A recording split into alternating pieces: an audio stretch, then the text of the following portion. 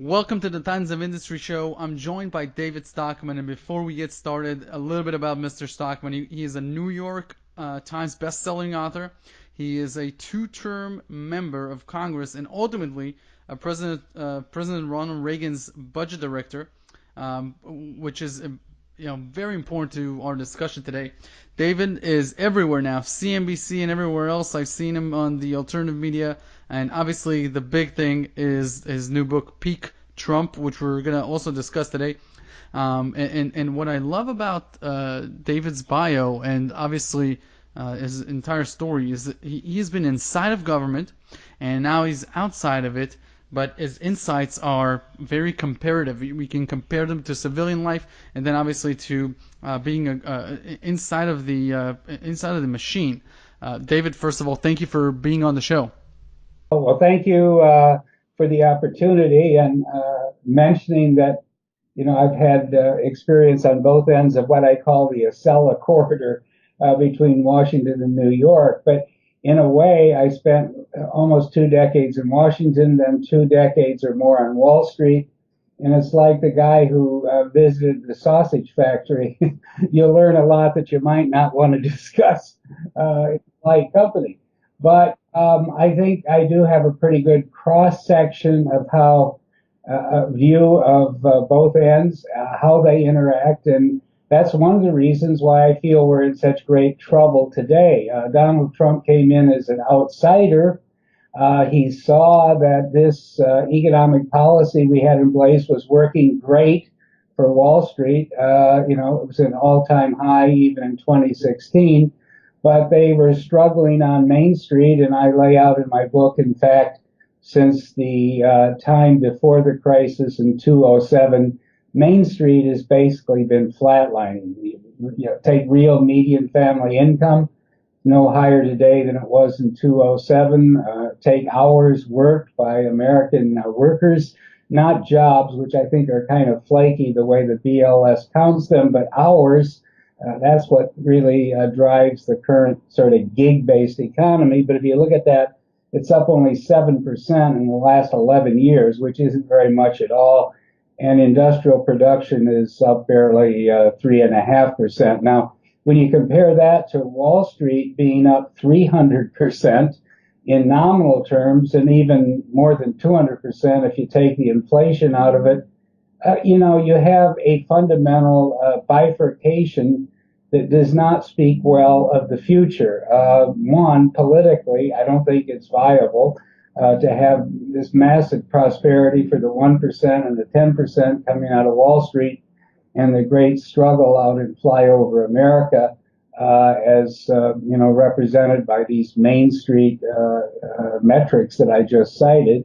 But secondly, you can't keep, the stock market elevated at these egregiously high levels if the underlying economy is not producing growth and income and jobs and the basis for supporting the high valuations that have been achieved. So these are some of the topics I take on in the book. And my argument about peak Trump is that he was right in his diagnosis during the campaign, but unfortunately he got elected probably even as a surprise to himself. It's some kind of flukish outcome that no one really expected. But once he got into office, he made what I call the rookie mistake of embracing the bubble that he inherited. He called it a big, fat, ugly bubble in the campaign, and embracing an economy that was really, on its last legs in terms of a very long business cycle that had performed poorly and which was freighted down with all kinds of structural problems and debt. But, rather than attack the problems he was inheriting, he embraced the short-run good news that was coming out of the BLS numbers factory, and now he owns it. I think that was a huge mistake because they haven't outlawed recessions. We're now in month 116 of the second longest business cycle in history. The longest one is 119 months And that was during the 1990s when, the economy was in a lot more healthy shape than it is today. So it's virtually guaranteed between now and the election that there's going to be a recession. And if there is, the stock market's going to collapse. The big ugly bubble is now one that he owns, and it's going to, be all over his face. And I think the politics are going to turn against him quite vehemently, even vitriolically, in a way that people don't imagine today. But I say that from experience because as a young guy starting on Capitol Hill in 1970, I was a legislative aide to one of the key Republican congressmen. I was there during the ordeal of Nixon and Watergate, and I saw how in 18 months from, a sweeping election victory in November 1972, a booming stock market when he took his second term oath in January 1973, he was riding so high he seemed invincible, yet 18 months later, they had him on the helicopter and, he was run out of town in disgrace. And part of it was because the stock market dropped by 38% in the interim. Now, that was Richard Nixon, who was a lifetime pal, had spent, upwards of 30 years on the rubber chicken circuit campaigning for every Republican who ever ran for office, from governor and senator to, mayor and dog catcher.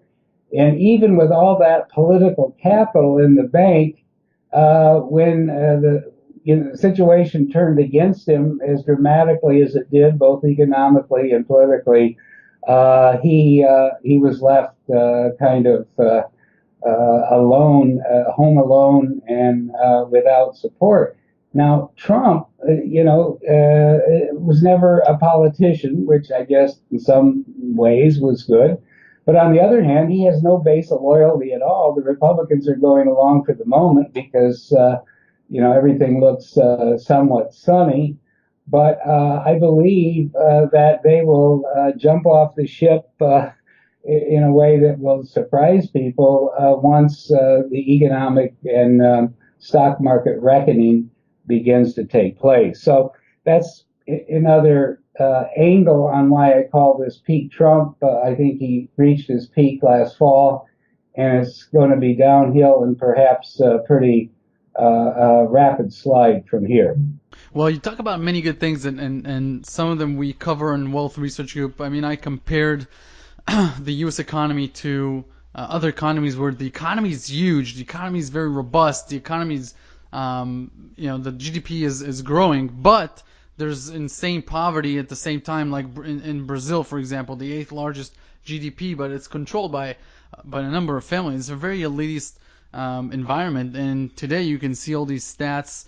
Obviously, the Dow Jones, how many hours does it take the average worker to buy one share of the Dow? It was most affordable in 1980. It's now at its least affordable of all time. So everything you're talking about, this disparity between the U.S. stock market, which obviously prices in corporations that get a lot of their income, a lot of their revenue, and a lot of their earnings from other markets, not just the U.S. They're very multinational, so it makes sense for them to be decoupled from the domestic economy. There's really two economies. There's one that's the stock market, and one that's the domestic economy in the U.S., and they're very different, like you say. I want to ask you from bird's eye view. You've been inside the government. How do politicians on a day-to-day basis? How do they talk about the national debt? What do they think about it? How do they communicate it to the president? How much discussion is there in general in Washington about the fact that, hey, we have $22 trillion, we're paying $1.5 billion a day in interest on the existing debt, and we want to finance another trillion every year for the next decade here. And so I just want to understand, in Washington, David, how does a day work? Who is in charge of talking about this? And how do politicians feel about the Federal Reserve? What does the Federal Reserve mean to politicians? Those are some really great questions. And I would say on the deficit and the debt, they have descended into some kind of deep amnesia that there is no precedent for, and it's very different than when I was a congressman in the 70s or became the budget director for President Reagan in 1981. Back then, of course, we had interest rates that were in the double digits. In fact, the 10-year Treasury rate when we took office was about 15%. The prime rate for short-term business borrowing was over 20%, actually. And home mortgages were deep into double digits. So people understood that if you had too much debt, it was going to take you down because the interest rates, the math of interest rates against principal was pretty compelling. Now, what has happened since then is the activist Fed emerged. They forced Volcker out of office. He was a hard money man. He was an anti-inflationist. He was not a Wall Street coddler. He didn't think it was the business of the Fed, whether the stock price was high, medium, or low. And he would never have engaged in the kind of policies that Greenspan, Bernanke, and Yellen, and now Powell have pursued since then, which is basically just flooding Wall Street with liquidity and capitulating every time a small hissy fit occurs, like on Christmas Eve recently, or a big one like in the fall of 2008 when Lehman went down and Wall Street tried to go into a correction and the Fed stopped it cold by just flooding the system with money. So what I'm saying really, and this is important, is that in the year 2019, we're in a totally different economic model or world than we were in 1980. In 1980, we had a somewhat honest Federal Reserve or central bank, at least at that point, had been taken over by Volcker, appointed by a Democrat,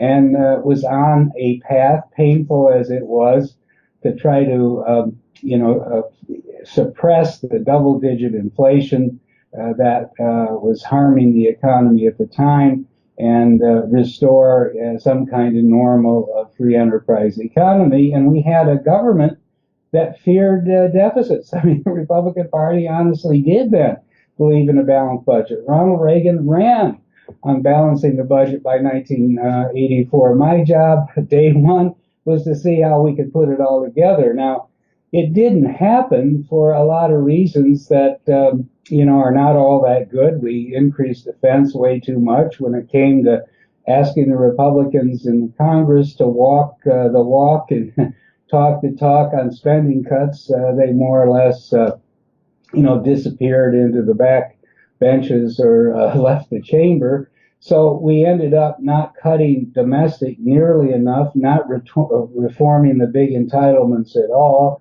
having a lot more defense spending than we needed or could afford. And then the tax cut turned out to be double the size after all the political horse trading that we actually intended. So the deficit got out of control, and it started the Washington down the path to believing that deficits don't matter, or that they do matter in the long, long run, but we'll get to them, in the by and by, but not today. Now, I believe that none of that would have been possible or certainly sustainable had the Fed not been taken over by what I call, Greenspan and his successors, who essentially monetized the deficit, monetized the national debt. People don't really understand all these, the history and how it's drifted here, but let me just give you two numbers which I think are pretty striking. When Greenspan took over from Volcker, who was essentially forced out by the Republican politicians inside the Reagan White House, the balance sheet of the Fed was only $200 billion. The Fed had been open for business at that point about 75 years. So, from 1914 to 1987, built slowly, a year at a time, a $200 billion balance sheet. Yet by the time we got to the peak in 2014, after all the QEs and financial crisis and Bernanke running around with his hair on fire, and the massive money pumping and liquidity injections that occurred in '08 and '09 and thereafter, the balance sheet reached 4.5 trillion. Now, that's 30 years. In the great scale of history, 30 years is not a huge, long period of time. And yet, during that period, the balance sheet of the Fed was increased more than 22 times.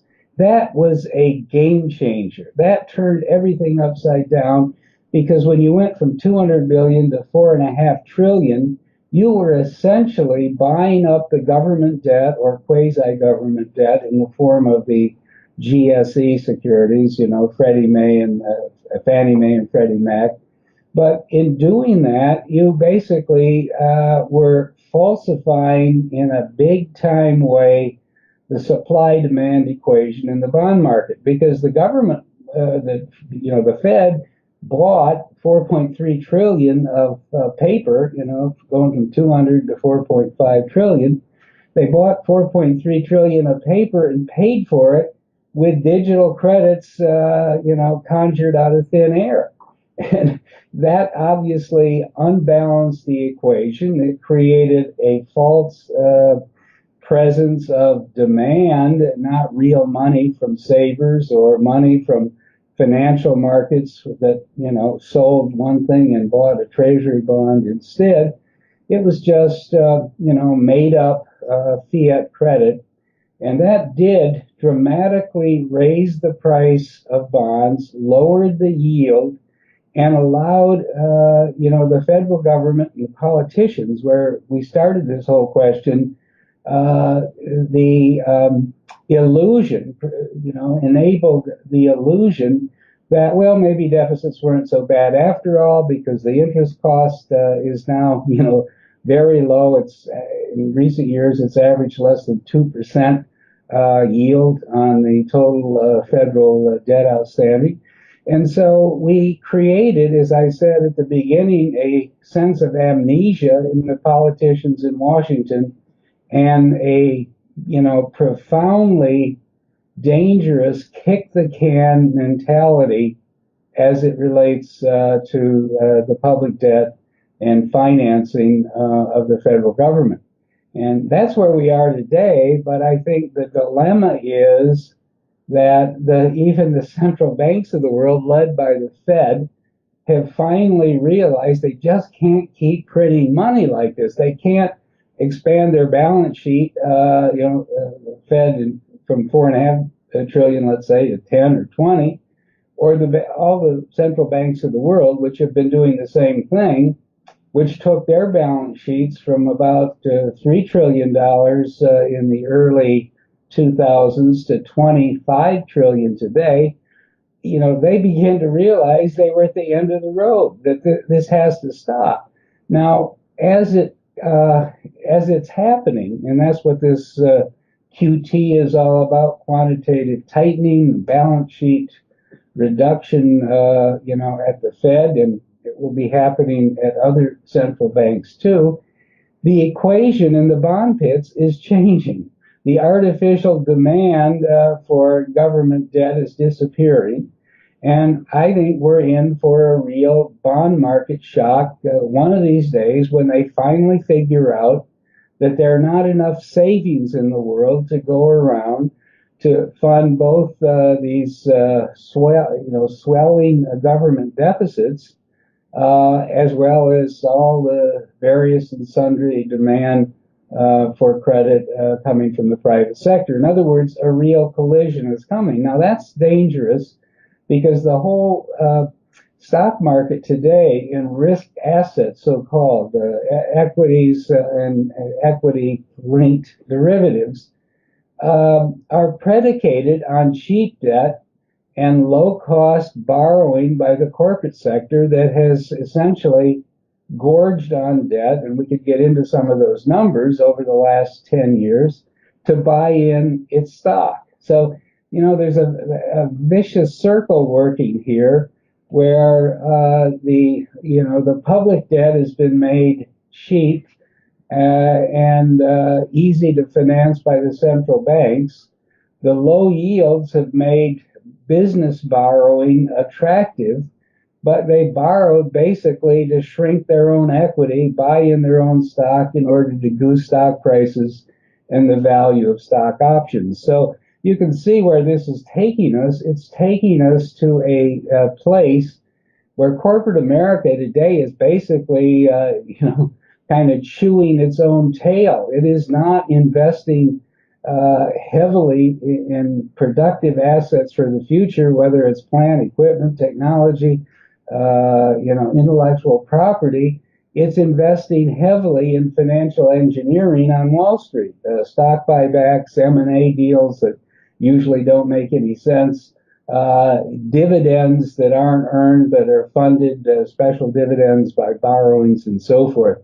So if we wonder why Main Street is stagnating, part of the reason is that the Fed and central bank policy has essentially enlisted the C-suites of corporate America, the leadership, executives and boards, into the work of pumping money back into Wall Street to inflate the stock bubble rather than into Main Street to produce, growth and jobs and efficiency and productivity for the future.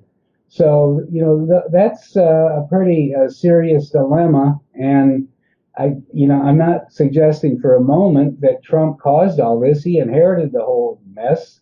But rather than recognizing the fundamentals that needed to be addressed, including starting with a huge, thorough house cleaning at the Fed, he's basically decided to embrace the bubble and write it into a 2020 re-election victory if he can. And as a result of that, I think he's setting himself up for a very big fall. Well, David, there are two major schools of thought here on what to do. So if you inherited this mess or I inherited this mess, to close out the deficit, you would just have to attack the biggest budget items, which are Medicare, Medicaid, Social Security. But can you kill these social programs or not?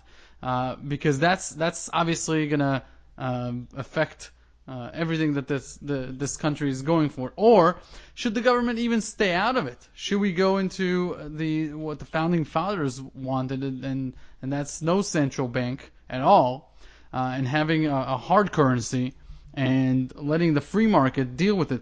I want to ask you another question though, because this topic is huge, and obviously we don't have time. I want to ask you something very simple. In the 1870s, right after the Civil War, Wall Street had a huge subprime bubble as well, not in real estate, but in railroad stocks. All these railroads were built, tracks, etc. They called Ulysses Grant, the federal president, and told him, "Look, Wall Street is going under. If you don't bail us out, it's done. America is over." And he did not do anything. And there was a market holiday, and Wall Street was closed for about a week. It opened up, and about a month later, it was calm. We went into a 3-year recession, and then from 1875 till 1900, it was the greatest prosperity period in American history. Lots of philanthropy, middle class birth, lots of innovation, etc.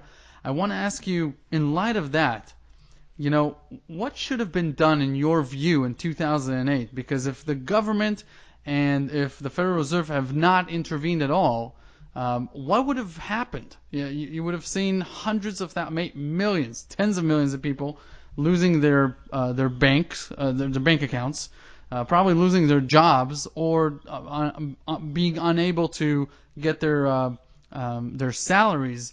Would have we been better off without any government, with a huge cleans out of everything, or would it have reached some societal fracturing, some unrest, people rioting, LA 1992 style? It's very big questions, but let me know your thoughts. What should have happened if you had the helm in 2008? All right. Well, those are huge questions, including all the other subsidiary questions you've asked. In a word, we shouldn't have bailed out Wall Street. Tarp shouldn't have happened. The Fed shouldn't have opened up the money spigots. This crisis was within the canyons of Wall Street. I wrote a whole book on it called The Great Deformation, The Corruption of Capitalism in America. I put it out in 2013, and I went through in painstaking detail what was claimed about, the economy going down for the count into some deep black hole, and the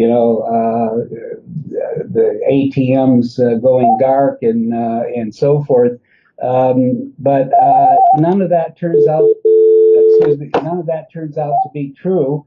And I lay it out in considerable detail in the book and show that there wasn't a problem in the banking system. There wouldn't have been lines at the retail banks in Main Street America. It was mainly the big Wall Street trading houses and universal banks like Citibank and Bank of America that were in trouble.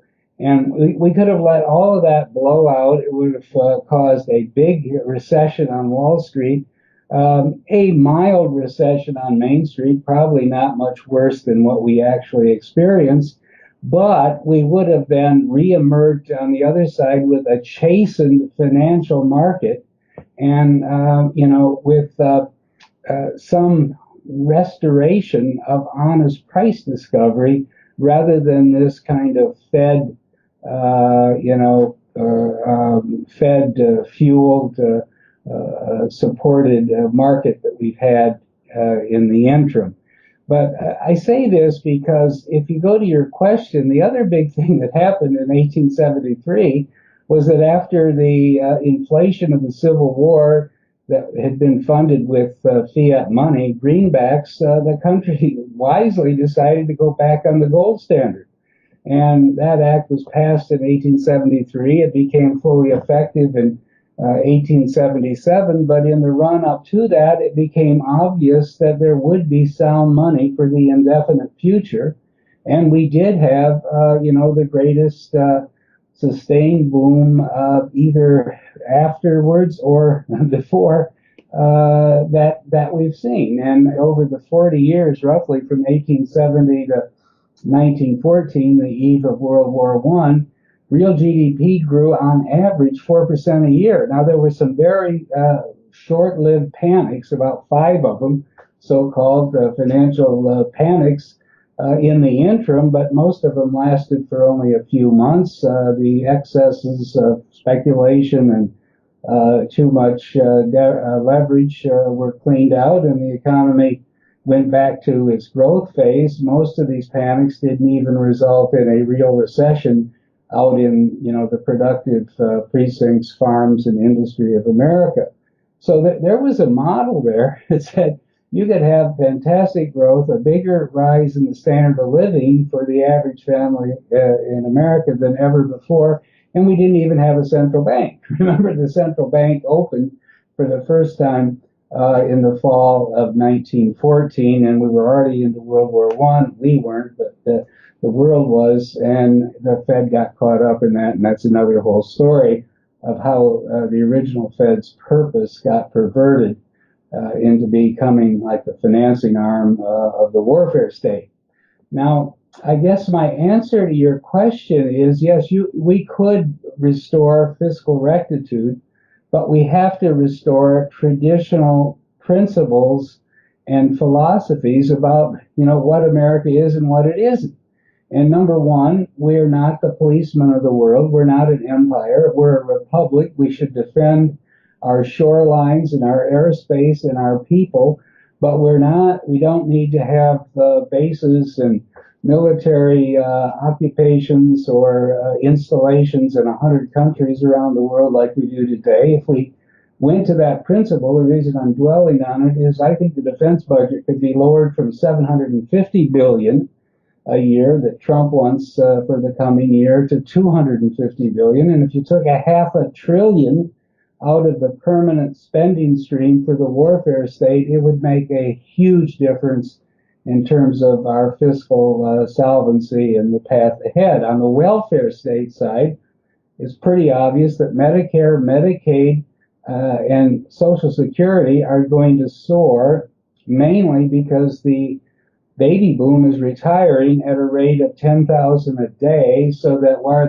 today there's about 55 million people over 68, there'll be upwards of 80 million people in that category, and therefore dependent on these programs a decade and a half or 2 decades from now. So the only way you're going to deal with that, in my view, is we have to have a rigorous means testing of Social Security and Medicare. No one earns the full amount that you get. They call it they call it a payroll tax and have you believe, well, it's just insurance that you're paying for. It's not, or a pension that you're paying for.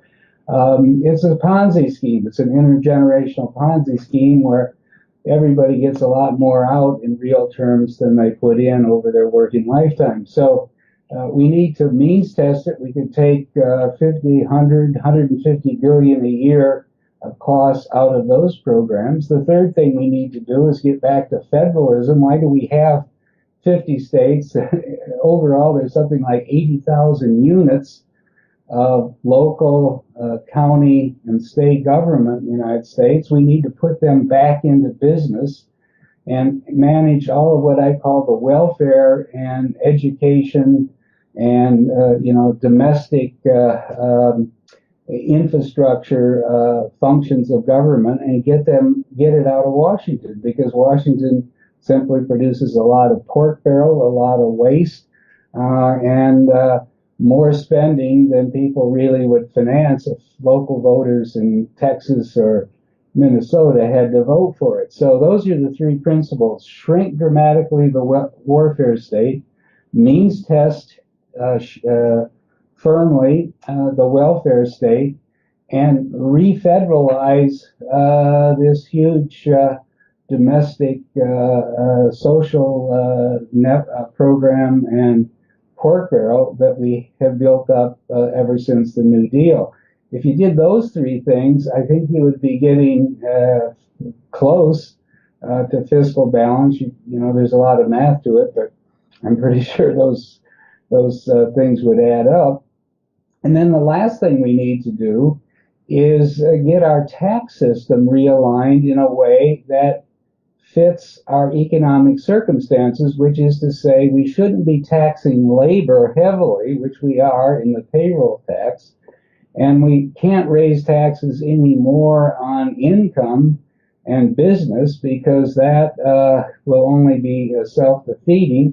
What we need to do is tax consumption, because as a nation, we consume way too much and we produce too little, and we're borrowing from the rest of the world and borrowing from the future. That's why we got 70 trillion of debt in the United States, public and private, and 20 trillion of it, 22 trillion on the government account alone. So I think we need to dramatically slash or even eliminate the payroll tax, get rid of the corporate tax entirely.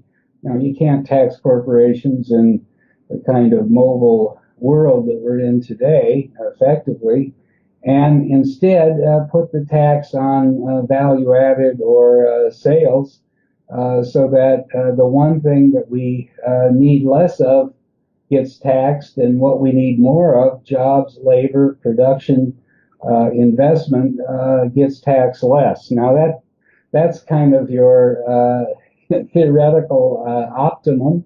That's maybe more than ever could be hoped for. But if you want outline a framework for how to get turned in a direction that's sustainable and that's logical and will work, those are the things to do: shrink the warfare state, means test the welfare state, refederalize, and shift the tax system to consumption. That would occupy Washington for a few sessions of Congress, but it would make a heck of a difference if it could ever get on the agenda. Now, David, this was a how to save the nation question. Now I'm going to ask you how to save yourself question. I've seen you on NBC just a few days ago. You talked about the stock market, where do you think it's heading, etc. It seems like if in your own portfolio you'd be sitting on nothing but either gold or Swiss francs or something. So no equities, no bonds, etc. What is the proper allocation of capital in light of your books and obviously in light of your stance? Yeah, that's a great question. And I think the point is Wall Street is not a capital market any longer with two-way trade and honest price discovery and fair valuations. It's a casino that is a gambling joint supported and fueled by the central bank here and around the world. And it's reached the point of extreme danger. I think there is enormous risk going forward to the downside if you own a 10-year bond, or if you, because I think yields are going to go up and prices are going to go down, or if you own the S&P 500, because I think it's way overvalued where it is today, and it's going to go down a lot and stay down for a long period of time. So the answer is get out of the casino, stocks and bonds. The purpose of investment, I think, in the current and near-term future is capital preservation, not capital enhancement or gains. That's not what people like to hear because in the long run, people have to generate wealth that will support either emergencies that could come along or retirement, which is inevitable. But for right now, capital preservation, staying liquid, staying short, having insurance in the form of some modest percentage of your assets in gold is, the only thing you can do, because the odds that the market will go up from here, I think, are negligible. Other than if you're a day trader and you can be paying attention, every hour and minute and even millisecond, which is, what the market runs on today. Now, David, where's the best place to go and check out your body of work in terms of your books, etc., and where can people look into purchasing them? Yeah, well, the book that we've been talking about, Peak Trump, is available on Amazon, both the ebook version and a printed version. So that's very easy. Just go to Amazon. I produce a newsletter or blog, I guess you call it, every day on all these topics. It's called David Stockman's Contra Corner, and you can simply Google that and you'll get a link where you can sign up. And I guess those are the two directions I would point people toward. David, thank you very much for taking the time to be with us today, and we'll definitely circle back in a few months. Okay, very good. Thank you.